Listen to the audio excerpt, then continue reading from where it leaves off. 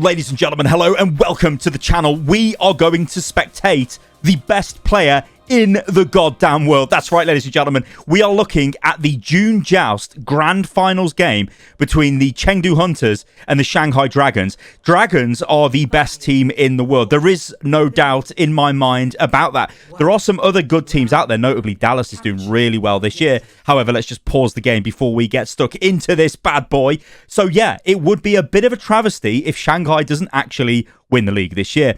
They are the winners of the May Melee, and this is the final of the June Joust. So there is a chance here for Dragons to actually take back-to-back championships, or sort of Overwatch League competitions, cups, whatever you want to call them.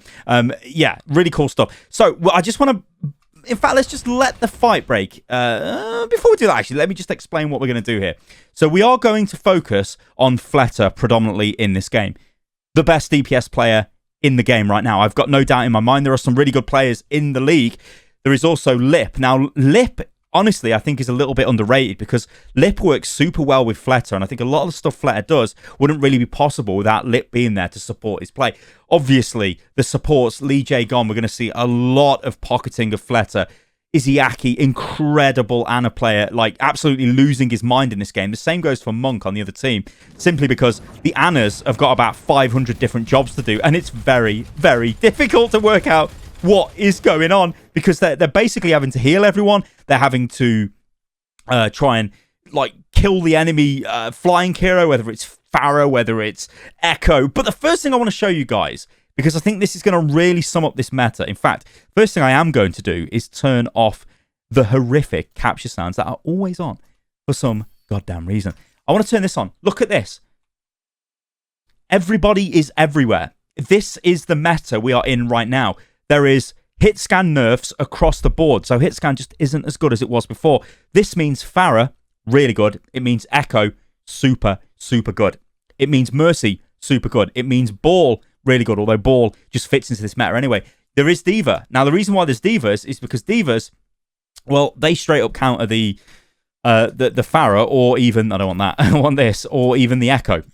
More notably the Pharah, but you still want the Diva there because it is the only way you can, it's the only peel you've got really to prevent damage going either into your backline, to either keep your flying heroes alive. There's a lot of, basically, you've got a ton of things going on here. Every single character is doing a lot of stuff. So it actually kind of means there's a lot of chances for pop-off plays, for individual plays to make all of the difference. And the question is, in this matchup, is Fleta going to be able to do it more than Jinmu and Leave? And we've got to give some respect here to Jinmu, because Jinmu is a insane player as well. And Leave, I believe, is probably up there for Rookie of the Year. Again, an absolutely cracked DPS player. It is crazy what some of these guys can do. All right, let's get back on board with our man Fleta, and let's see what happens.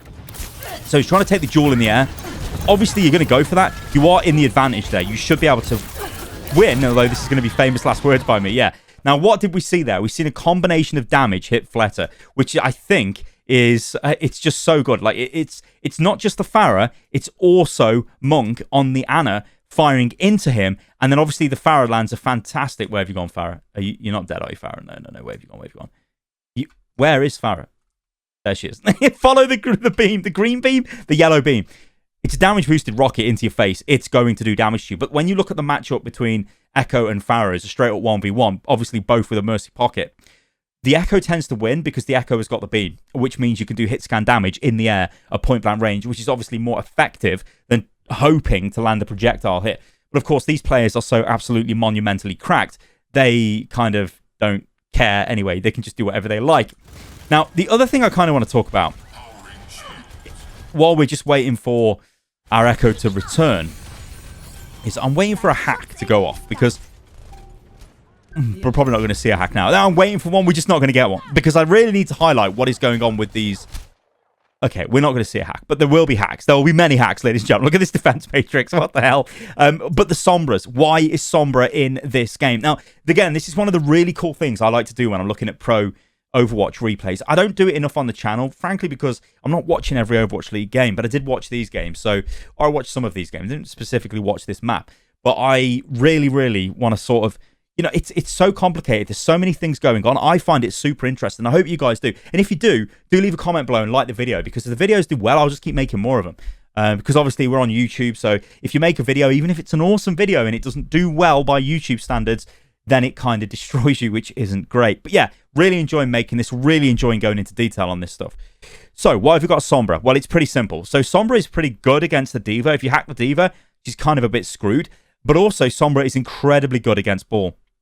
If you hack Ball, Ball's movement abilities are gone, which that means he's very vulnerable because Ball is extremely difficult to kill. He's got tons of HP. He's got loads of shields when he dropped his adaptive shields. He's just really difficult to kill. But if you hack him, well, he just stands there and you can just blow him up, which is really good. But also, looking towards the aerial characters, you hack these characters, actually pretty good.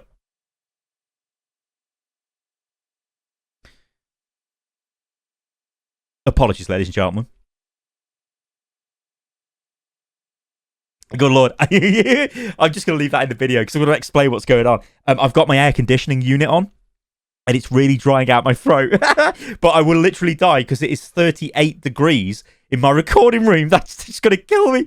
Anyway, yeah, Sombra, you hack the Mercy. She is screwed. She will fall out the sky. You hack this, it's going to not be able to use its movement abilities. You hack the Pharah, it's really good. Where have you gone, Pharah? Jinmu. Why can I never find Jinmu when I want to find Jinmu? I mean, I know I could just press the F keys to get to Jinmu, but I want to find Jinmu. Where is Jinmu? Is Jinmu dead? Jinmu's dead. I can't find Jinmu because he's dead. There we go. But yeah, the Sombra has got a ton of utility in this game. Because if you think about it, if you take a straight up hit scan now, because they're pretty nerfed, it's difficult to actually kill the aerial characters on the enemy team. But if you hack them and they fall out of the sky, well, that's actually pretty good. And then you can do tons of damage to them. But we see Hunters taking control of the point here, and it leaves the Dragons in a pretty precarious position because they can't go in here. They can't really engage. But what he is doing here, Flair, is spamming from range, and notably, you'll see he is not using his sticky bombs because he doesn't want to yeet them at the enemy because it's going to miss at this range. He wants to get closer. He wants to hit big targets like a D.Va, for example. Good time in there. Well done, Flair. He wants to hit the D.Va. He wants to either hit the ball. He wants to be close in when he's using them to get maximum effect.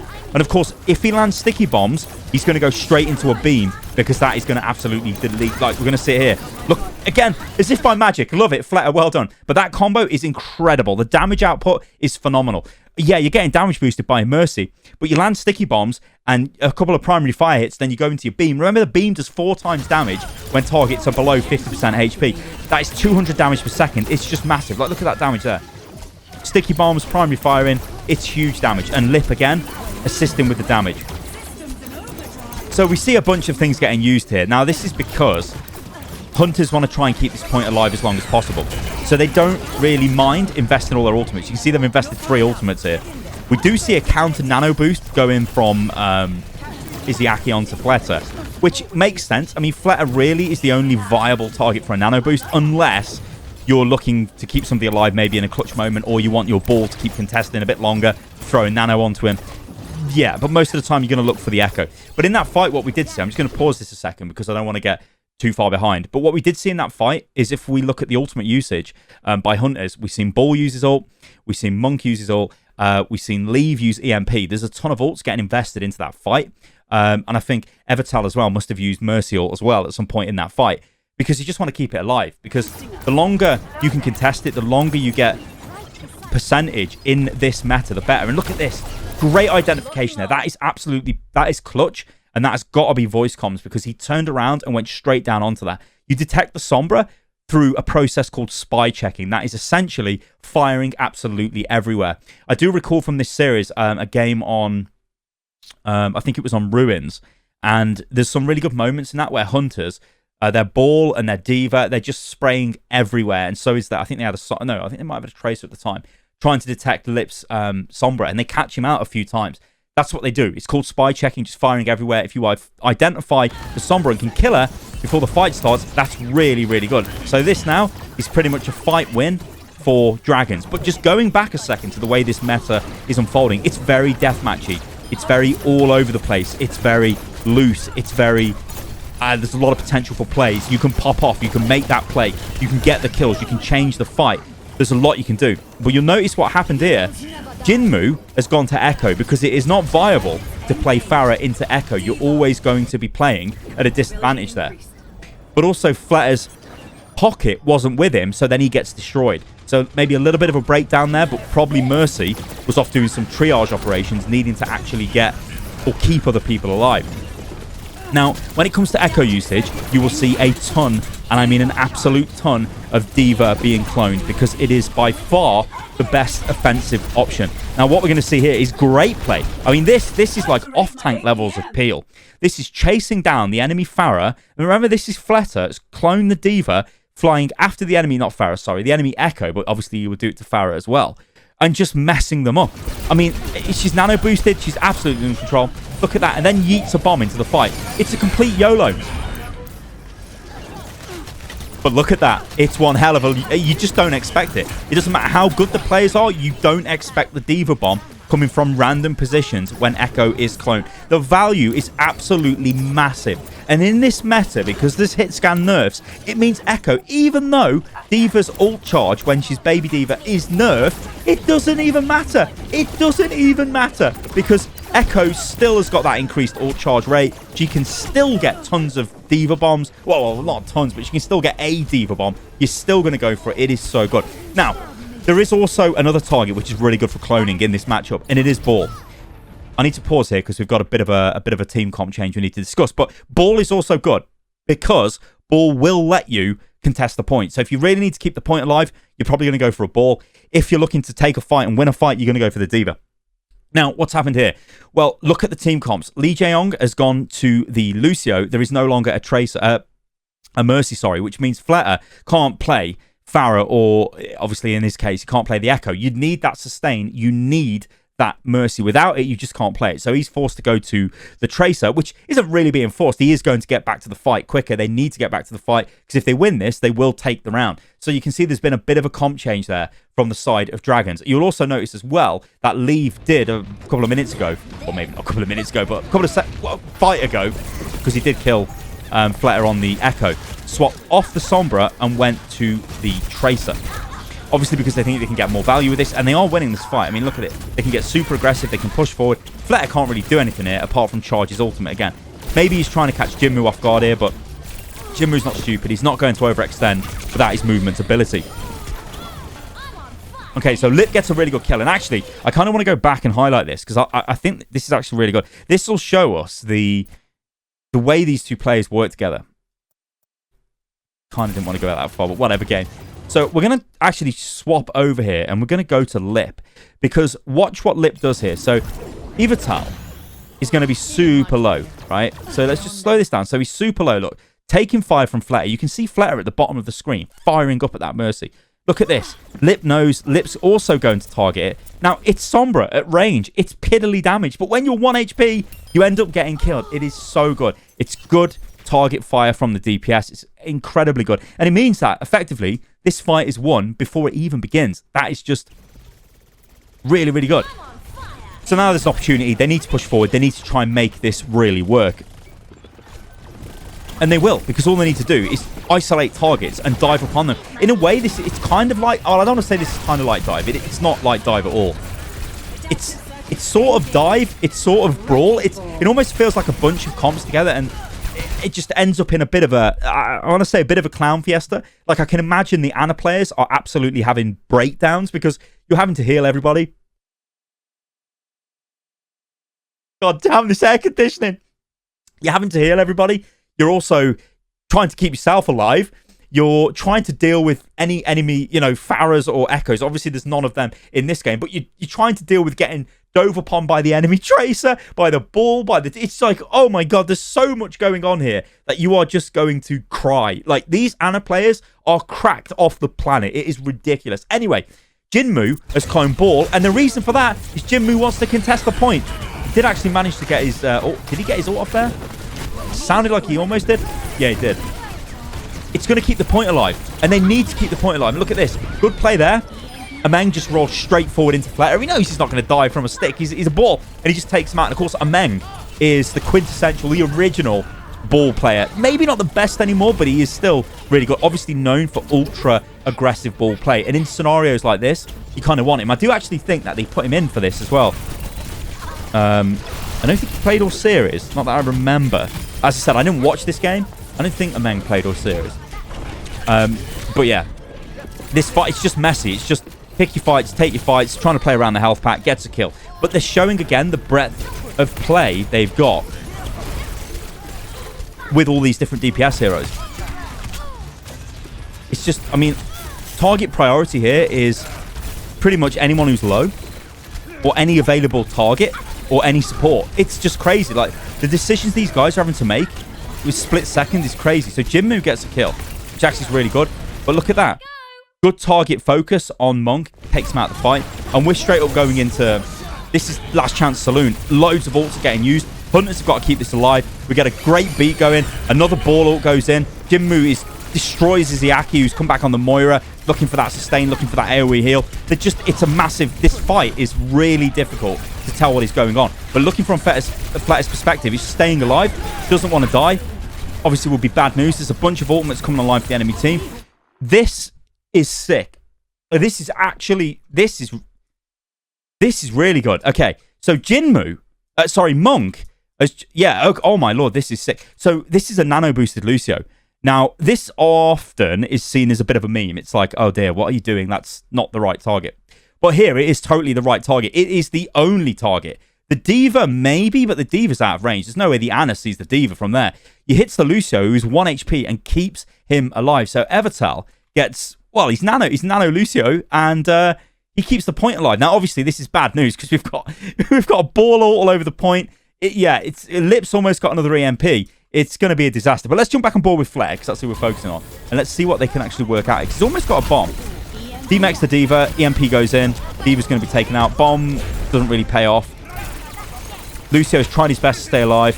Jinmu pops an ult, but I mean, he's pretty much going to be on his own. And he's going to get taken out as soon as he lands. He has to land on the point. Got to keep it contested. Amen comes back in. Amen gets pushed out of the point. So you can see this is hectic as hell. Now, this is the final game in the series. So, you know, these players, they're warm, right? They're not going into this cold. I mean, they'd be going into their first game warmed up anyway. They would have been playing maybe even like small practice scrims before they started playing. They definitely would be warm and ready to play, and they go straight into the game at full speed. But like when you're getting deep into a series, they're going to play like mad. Now, I'd be very surprised if they stay on the comp we've got now. So I'm going to be hell of a surprised if, in fact, I'm going to be super surprised if Fletter stays on the Tracer and Lee Jae-yong stays on the Lucio, because we should be seeing an Echo Mercy or a Pharah Mercy here. Pretty much what Hunters have got. I mean, Ivatel on the Lucio, that probably needs to change to a Mercy. I'm sure it will. I'm sure it will. Am I going to look stupid? Yeah, it's okay. No, I'm not looking stupid. Okay, good. Right then. So now we are Echo versus Pharah again. You see, Jinmu does trend towards going for the Pharah over the Echo. Now, take a look at this. He hasn't just gone straight in.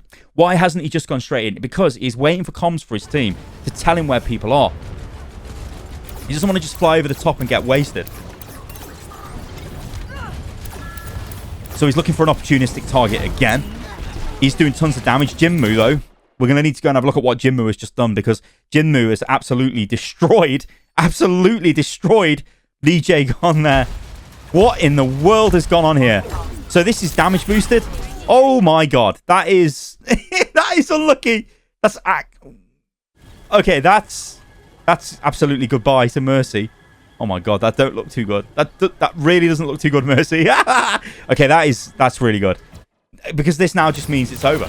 Like, Fletter can't contest this. He's on his own. He doesn't have any healing. He's just going to get destroyed. The amount of poke damage on the field, like he gets killed by Late Young. Like, you're getting poked with D.Va, with Ball, with Tracer. Like, it's tons of chip damage, and you are just going to die from the sheer volume of fire. It doesn't even come back to Jinmu. It's not like Jinmu has to hit you with a rocket to kill you. If he does, then that's great. But they've got control. Great play off Jinmu there. Which is kind of ironic, because like, I wanted to focus on Fletter in this game, but we're just saying, Jinmu, you're a god. Jinmu is really good. I mean, like I said, he is really, really good. All these players are good. So Fletter goes in with his movement. And he gets booped. Okay. Oh, okay. Okay. That, I guess we're going back on board with Jinmu again. What's going on in this game? Let's take a look at this. Hang on a minute. Is this intentional? Or is this just yeeted? I mean, I'm going to say he actually did see him use his movement ability just before we rewound there, and then fired his concussion blast in. Probably trying to kill Ball as well, but manages to get Fletter. Great. I love it. Again, good play. And this is play based off his position. You can see what's going on. You notice the Pharahs are going to spend a lot of time sliding on the roofs on this point on the ball, just because that's what you want to do. It lets you move faster as well, because you can, like this, you can slide all over the roof. It's really good. But you can see the amount of pressure being leveled on these players. I think he's just checking for Sombra there. But the amount of pressure being leveled on these players is ridiculous. Like, they're getting shot at from every angle. And it's not just, like I said, it's literally everyone on the enemy team, apart from the Mercy, is firing at them when they get the chance to fire at them. The damage is disgusting. So this kind of shows, I mean, that actually just shows you straight away two things that I want to show you up in this matchup. Firstly, Monk is firing into Fleta, which is enough to push Fleta away.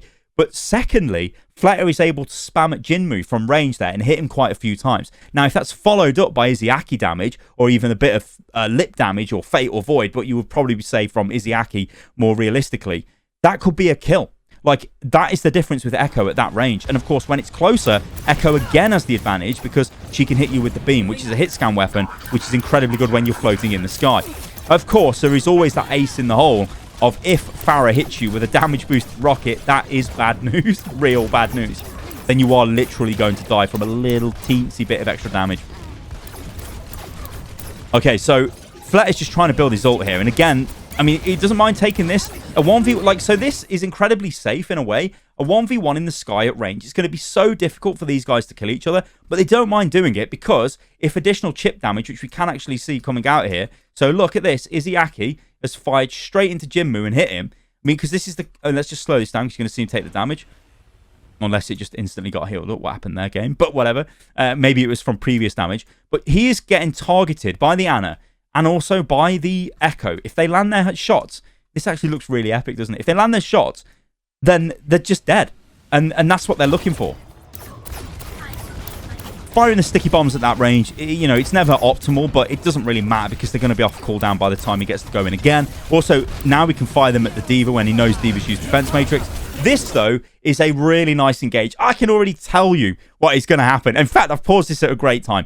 Monk is... I'm going to slow this down because Monk is going to literally survive for a nanosecond. What we have got is a nano-boosted Echo flying into the back line. So as the movement is popped, the nano boost hits Fleta. Fleta goes in, hits Monk with a bit of damage, and then just beams him. And he is going to instantly die here. There's no way he survives this. He's literally going to be disintegrated. Great engagement. Again, this is one of those things you only really get to see at the highest level. And again, this is why I really like watching Pro Overwatch. Sometimes I think there's a bit too much Pro Overwatch, and I only really gravitate to watching the final games or maybe the semi-finals and stuff. Like, watching all of the league matches, there's just too much. But you just will never see this on ladder. I don't care what level you play at. The timing and the coordination is so, so difficult. But yeah, you're dead, Monk. If that was in real time, it just would have been instant death. So yeah, this fight's over. It doesn't matter that Lip has got a kill. Well, actually, I'll say it's over. Well, there is a res, but this again is going to be very questionable for Monk to survive. He's got Fleta hovering above him. It's a couple of hits and a beam, and he's dead. Yeah, so he's dead again, and the rest of the team is dead as well. So the team played really well there from Shanghai to secure that, and they needed to win it. Because if they didn't win that, well, then it was going to be 1-1, and we're going to the next map. Or the next round on this map. So yeah, pretty good play. So again, just looking for spam damage. It's all fine. It's great. Doesn't necessarily need the pocket as such here. Leave gets super cheeky there, and that is overextending by Leave, and he gets heavily punished for that. Because this now means, well, Hunters have just got to mess about. And this is the whole thing with these team comps in this meta. It is a lot of brawling, a lot of 1v1. The teams are super spread out. You're looking for that pick. If you get it as the enemy team are trying to engage, then they can't engage. If they get it as they're engaging, then they're most likely going to win the fight. That's what they're looking for. It's not like a set team engagement. It isn't like we get together, then we go in. It's all these little micro battles everywhere. This is why Ana is literally losing her mind in this comp. And also Mercy is. I mean, Mercy's having to pocket an Echo or a Pharah, and then also... I mean, that again shows you the power of the Echo. And this is why I really have to question why Jinmu is persisting staying on this. Like, Jinmu's incredible. Like, don't get me wrong. He is a ridiculous Pharah player. But if he was on the Echo, couldn't he have maybe replicated what we've just seen here? I mean, Fleta's literally just deleted Evital. I mean, okay, maybe he was slightly out of position, but he's forced into these positions because of the nature of the meta, trying to keep everybody alive. It's just mental. So this again is another fight win, and look at the percentage is just bleeding away. we're not really seeing any fights coming in. And Men gets staggered, gets killed. Fletter's a bit risky. Totally risky. Totally. Did he just... Oh my god, he almost demeched his D.Va. Okay, so he committed the cardinal sin there of when you get D.Va bombed, you just stand still. Or you just fly at the D.Va, or you don't back out because you could kill your team. That's actually kind of bad there. Kind of bad. You'd expect better off literally the best DPS player in the world. But maybe he just doesn't like Void and he just wanted to blow him up. I don't know. But yeah, also going in there, chasing after Leave. You've always got the risk of a pulse bomb on Tracer, especially these Tracers. They charge pulse bomb so quick. I mean, look at Leave. He's on 60%. He's literally on 60% of a pulse bomb, and he literally just threw the goddamn pulse bomb. You can't get any more ridiculous than that.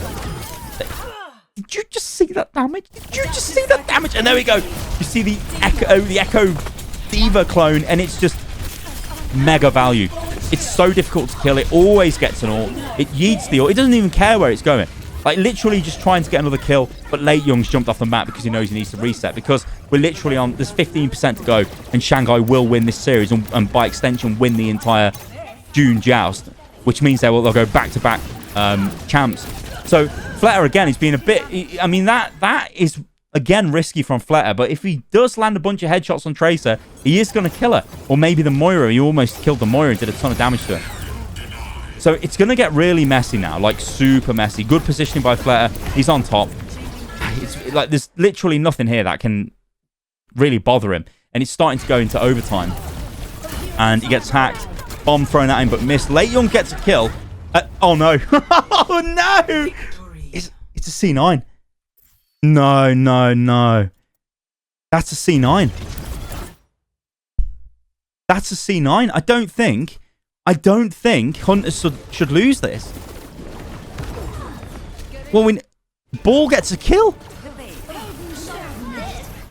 No, D.Va, sorry, kills Ball, knocks him off the map. And... oh my god, they just need to get on the point. Jinmu, what are you doing? Oh, Jinmu. Jinmu, what are you doing? I mean, he can't because there's a bomb. But Jinmu should... Oh, no. This is so unlucky. I think they win this fight, you know, Hunters. I think they win it. All Jinmu needed to do, instead of firing into this, is just shoot these two mines and literally touch the point. Oh, no, Jinmu. That is so sad. Jinmu. Look, he's realised. It's too late, Jinmu. It's too late. All right, ladies and gentlemen, thanks for watching the video. Now, I do really enjoy putting these pro-level analyses together. Now, I'll only really do this when it's a good game, because, like I said, there's so much Overwatch League that it's just, it's so hard for me to keep up with it. So I don't mind doing stuff when it's finals and semi-finals, or if it's like an incredibly good game, then yeah, we'll definitely take a look at it. But do let me know what you think about this in the comments below. It's a little bit different from the spectating stuff I've done recently. It's more akin to the pro analysis I used to do a while ago. But I really enjoy doing this, going into detail, trying to work out how these teams are playing together, and just like analysing what the metas are. I think it's super cool. Of course, we can't really use this ourselves because, well, we're just plebs. But it is really cool to see the potential of Overwatch played at the highest level. To me, it's just so cool seeing it play, you know, just be played like this, and also trying to work out what's going on. I really enjoy it. All right, guys, thanks for watching the video. Remember, you can follow me on everything, which is at Stylosa. And if you do want to send in replays to be considered to appear on any of my shows, remember, you are consenting to be absolutely roasted. Then go to the link in the video description below. And yeah, well, I'll catch you guys on the next one. Toodaloo.